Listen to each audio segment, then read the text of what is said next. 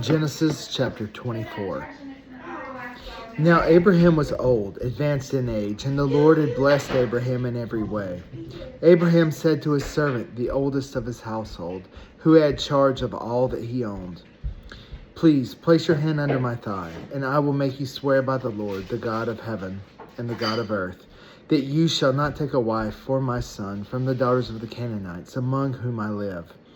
But you will go to my country and to my relatives, and take a wife for my son Isaac." The servant said to him, "Suppose a woman is not willing to follow me to this land. Should I take your son back to the land where you came?" Then Abraham said to him, "Beware that you do not take my son back there.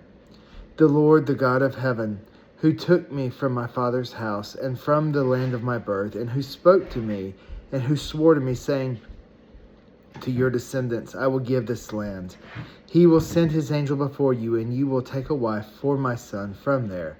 But if the woman is not willing to follow you, then you will be free from this, my oath. Only do not take my son back there." So the servant placed his hand under the thigh of Abraham his master, and swore to him concerning this matter.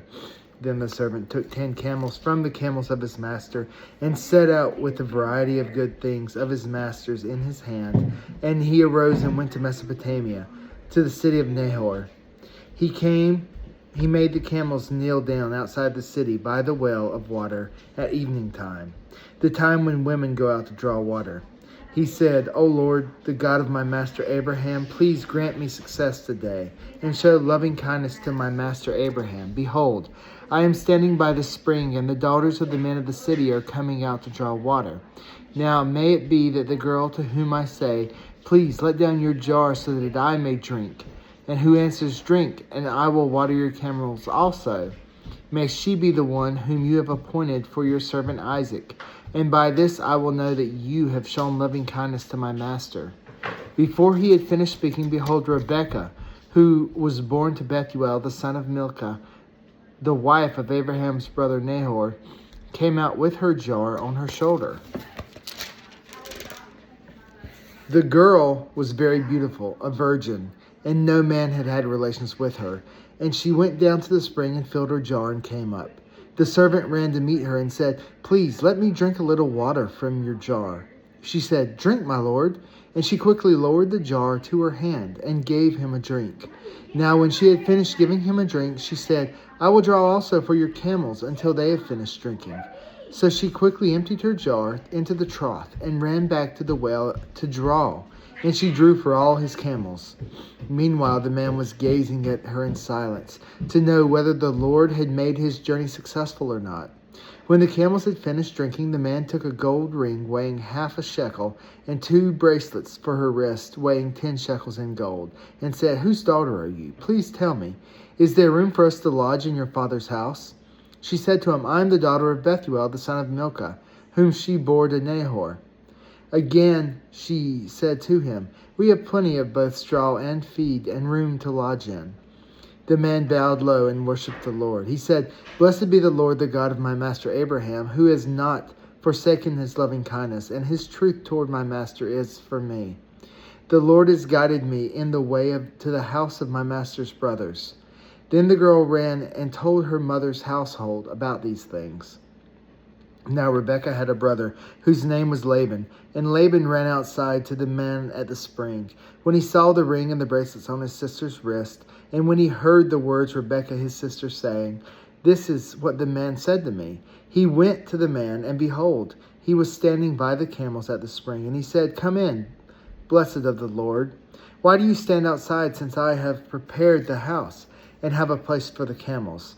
So the man entered the house. Then Laban unloaded the camels and gave straw and feed to the camels, and water to wash his feet and the feet of the men who were with him. But when food was set before him to eat, he said, "I will not eat until I have told my business." And he said, "Speak on." So he said, "I am Abraham's servant.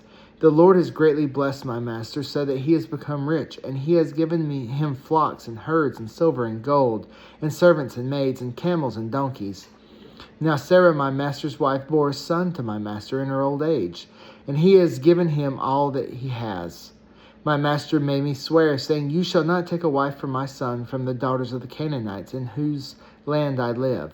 But you shall go to my father's house and to my relatives and take a wife for my son." I said to my master, "Suppose the woman does not follow me?" He said to me, "The Lord before whom I have walked will send his angels with you to make your journey successful, and you will take a wife for my son from my relatives, and from my father's house.